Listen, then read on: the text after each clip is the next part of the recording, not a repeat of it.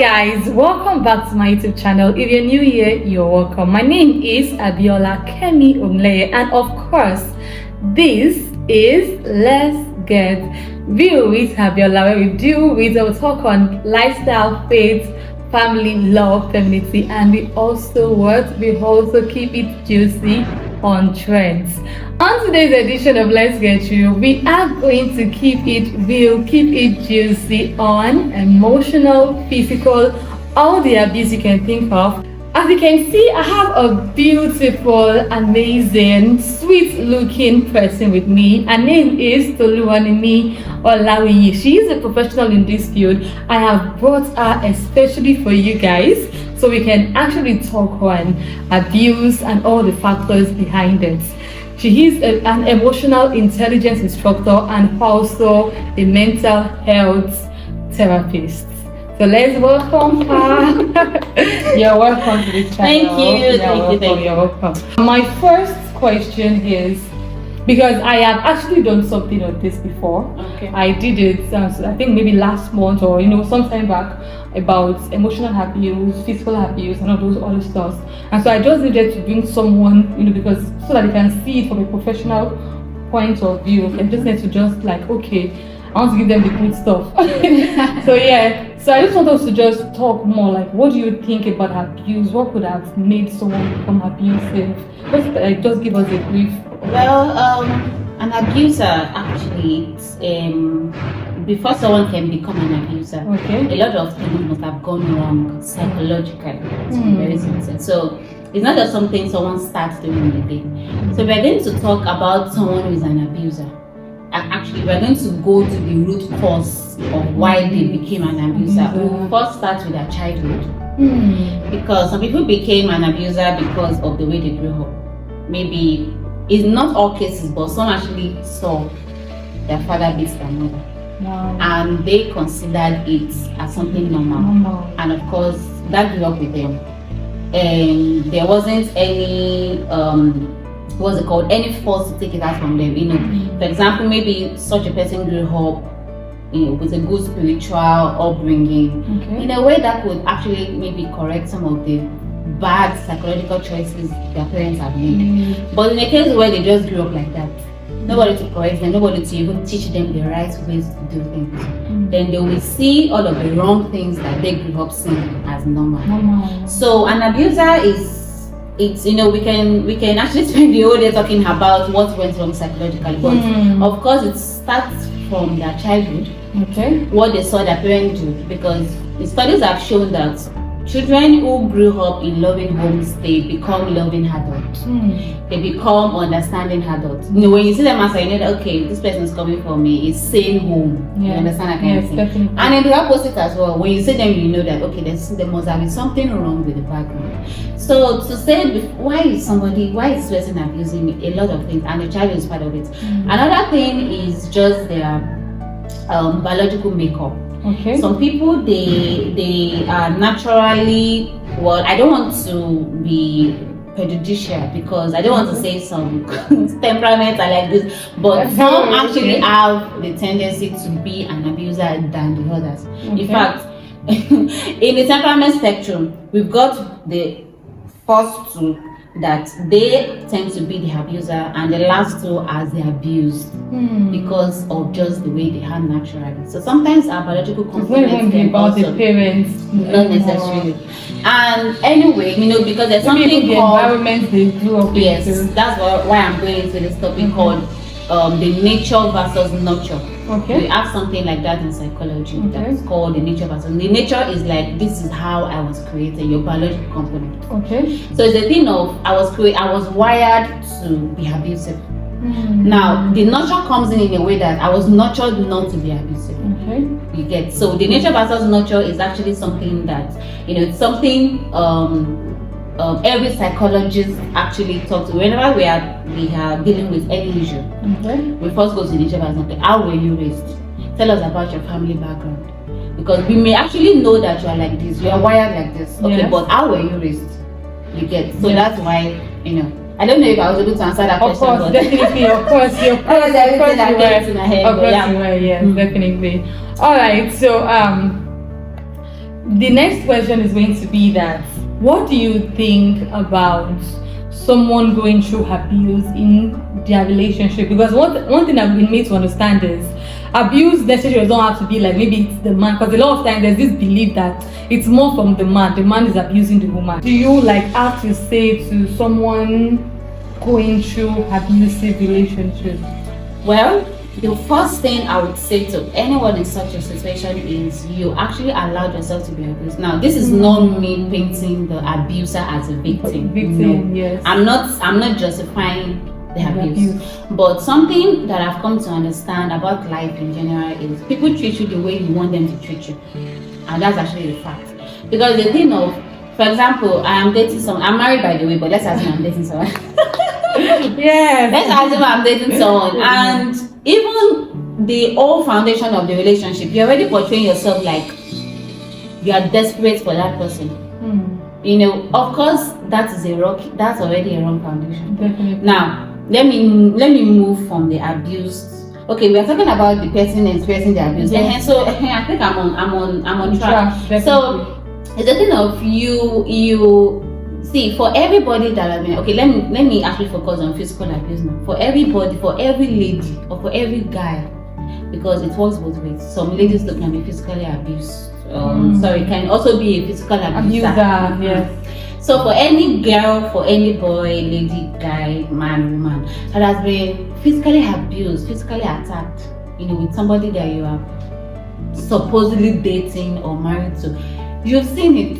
Okay, let me put dating on one side. Let me talk about marriage. For everybody who has had an issue of physical abuse with a spouse, it's something you've seen far away. Now, the sad part of it is that you saw it coming, but you thought you could handle it.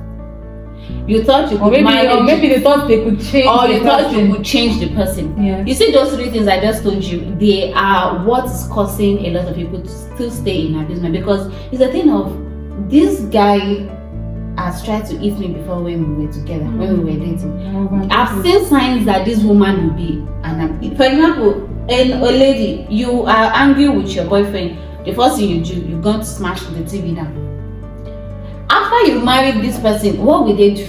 Because funny enough, I was talking with a friend yesterday. We were actually just discussing about something, you know, even something not relating to our topic. Yes. But I can remember making a statement that for everything that you see your boyfriend or girlfriend doing in a relationship, just know that marriage will magnify it. So it's a thing of marriage doesn't change people. Marriage magnifies what you bring into it, including abuse. So it's a thing of even before you start with just a little tap, know that it will progress to something more. There's a friend, this was many years ago though. She was dating this guy, and you know, they started joking like you are doing rough play with your boyfriend, and then the guy will just eat her, bam, like, and then it will hurt her, of course. Let someone just give you one big slap on your back, like, and then she was done exactly. And then it went on. Then she now noticed that on days when they were not even having rough play, he would just beat her.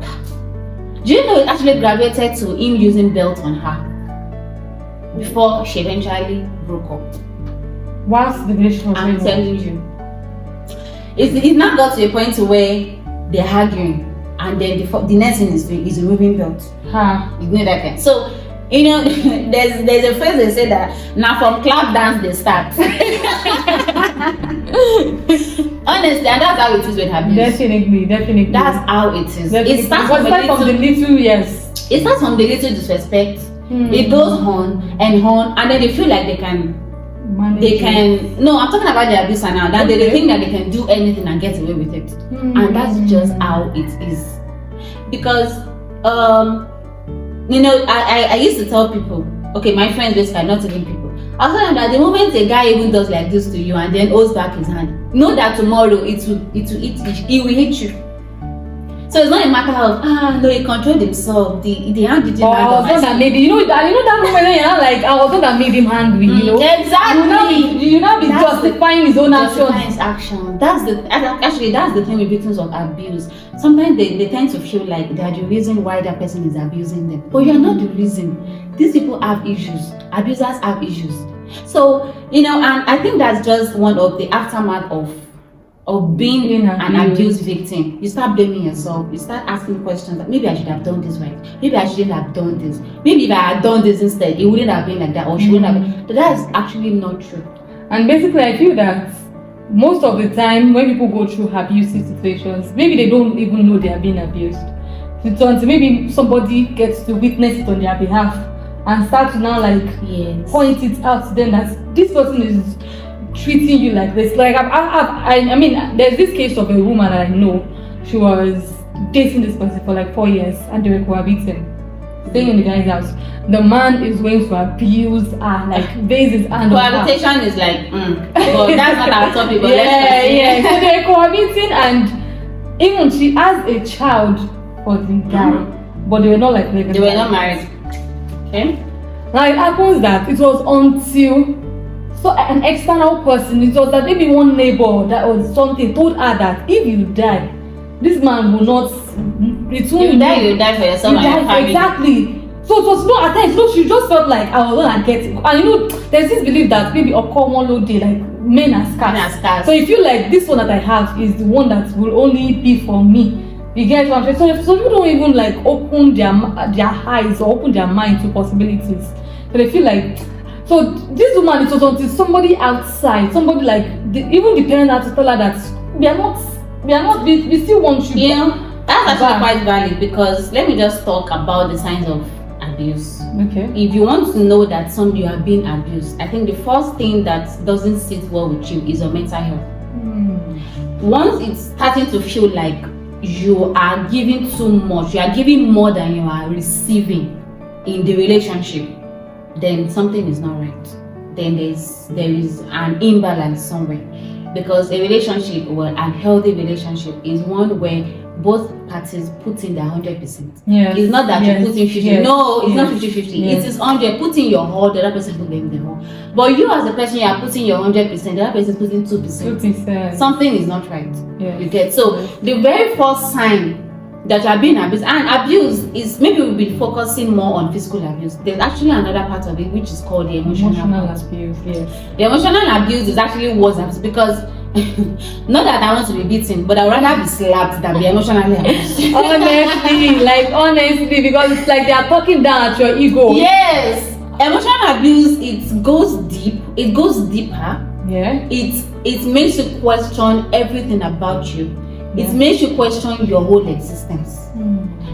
When you see a good emotional, actually, that's just the word, a good emotional abuser, you'll be thinking that, why am I in this life? Why did God create me? And that's what they do. They make you doubt everything about you. They start with subtle. Yes. So the first sign, like I said, is that something will be wrong here. You'll be feeling like, you, especially with people who, for example, because I know somebody who had a very bubbling character. She's a lady. Okay. She's like this, very outgoing, very beautiful, very successful. And then she started dating this guy, and everything.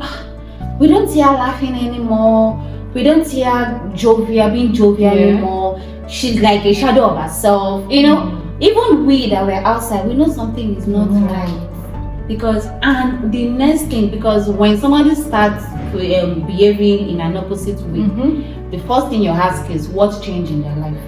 And the only change you could think of that she started dating this guy. So of course it was the change that happened. It was the change that happened, definitely. So even I'm talking about people, you in the relationship now, you are thinking, am I being abused? Am I not being abused? This is the first sign that you should know. Your mental health. Your mental health will first disturb. In fact, everything about you will actually it starts from here, because everything starts from the brain. So your thoughts, because there's the one sign that you are with a good person is that they help you in all ramifications. Yeah. You will find that you are doing well. Yes. That's one sign that you are with a better person, or you are with a good person. You start doing better because you are with a good person. So in a case where it's the opposite, then you should know you are not with a good person. Whether they are abusing you or not, you are not with a good person. Yes. Because we all need to be with people who will bring the best out in us. You need to be with someone that will make you grow. Someone that will initiate, that will instigate, that will encourage you to grow. Yes, definitely. So if the opposite is the case, then something is wrong. So that's actually just the first sign. And for emotional abuser, I have a lot of stories to share about this topic because, being in my field, I tend to counsel people, and people come and just talk. Follow this and this and this. I have a woman. She's been married to this man for 18 years. Thereabout. They have children. 18 years. Yes, and this man is a core narcissist. In fact, I was even telling her that if I want to write a book on narcissism, I will just use him. He's a perfect case study. I would literally just sit down and be thinking about all the stories she has told me, and I'll be writing it down. That was how. If I list maybe to write 500 pages. Honestly, I would. In fact, I would have first edition, second edition, third edition. That was how. Actually, that was just how it is. So it's a thing of I tend to hear a lot of these stories, and as heartbreaking as it is, one thing I used to tell everybody that comes to me. She was in it for 18 years. She was in it for 18 years. And, now she has separated from him. And he's now using his words to try to bring her back. And that's what they do. Once you are free from them, they want to do everything to bring you back into their cohort, to bring you back under that bondage that you were. So what they don't want for you is freedom. So once you are with somebody and you are feeling that you are not free, then something is wrong. We may not call it the word, but it is abuse. Definitely. It's not, and I was saying that it's not until somebody raises up their hand to beat you before they abuse you. Yes. Even with what they say, even with their actions, people's actions can actually be an abuse. Definitely. And one example of emotional abuse is silent treatment. I will not lie. When obviously somebody has hurt you, but you will not talk. And then you now start giving them the silent treatment, and now you're that is very manipulative. Definitely. It's manipulative because now you're putting that person in a state where they are now thinking, all things is coming to their head. What did I do? Did I do this? You are even trying to make them crazy. Yes. So it's manipulative. It is. If you are here and you are watching this and you are like that, please change. If someone hurt you, if your partner, your girlfriend, your boyfriend, your husband, your wife, whichever way or whatever they have to you, if that person has hurt you, did something wrong, I think the person is called in. Sit with them. I don't know how bad it can be, but I think you should be with somebody that you can have a conversation with. Okay. I mean, a civil, good. My husband and I used to say that, we would rather converse and shout on each other than keep it and then go on with it. Let us cook it. What they say? You're about to be like, let's us put everything down. Let's pick it up. Let's trash it. Let's know that. Yes. And I think that's better. Of course, when you are discussing, it's not that you're not start using vulgar words, no. But express your mind. You cannot shout when you're expressing your mind, though. You can, but do it in a way that will not disrespect the other person. And don't make sure you are careful with your choice of words. Yes. So do it in a way that will not disrespect the other person. But it's not that thing, because there are some types of people, especially them with. I'm sorry I'm being temperament, but it actually has a lot to do with what we're talking about. With temperament is that these people, they are the introvert, the very quiet ones. They have a way of internalizing everything. They can read meaning to things. Yes, they read meaning to things and they internalize it. Everything about them is internal. They think about it. They rather think about it than say it out. Yes, definitely. They rather think about it than even ask it and than express it, and that's not good. It is not, because to bottle up things and. To go back to how we started this talk, the abuser, it actually starts from there, because they have a lot of wrong things bottled up in them that they refuse to let out, especially as a man. Men, they are naturally aggressive. Yeah, they're aggressive in nature, and a man acts than they think. Okay. A man, they are more external a man is more external than internal. It's ladies that read meaning to things, we are emotional, we do this, we do that. But we men, they would rather get aggressive than actually be like, be all of those things. It can even be from, why did you say I love you like that? Exactly. For ladies, ladies. No, you can do no right with ladies. So, but with a man, that has grown up with a very trouble with trauma, childhood trauma that they refuse to let out. They tend to be abusive men later in life, because when you internalize a lot of things, it tends to build up it builds up a well of content. You become so aggressive inside of you, and it's a thing of you now be looking for a way to bring it out, and they bring it out in the wrong way. That's why I love the white. That's why they have boxing rings. Whenever, I don't know if you've seen all of these audio movies. When the white man is angry, and they will go and the box. Definitely. That's where they let out your anger. Yeah, anger. They let it out. Yes. But I'm not trying to be, like I said, not trying to be prejudicial. But Africans don't believe in therapy. Most of them don't even believe in going to boxing and going to just eat something. But it's good because it's therapeutic when you let out your aggression, your anger, your frustration in an healthy way. So it's a thing of, it's very okay to feel like that, but it's just the way you bring it out that determines the kind of person you are. Definitely. And that's where abuse comes, because abuse stems from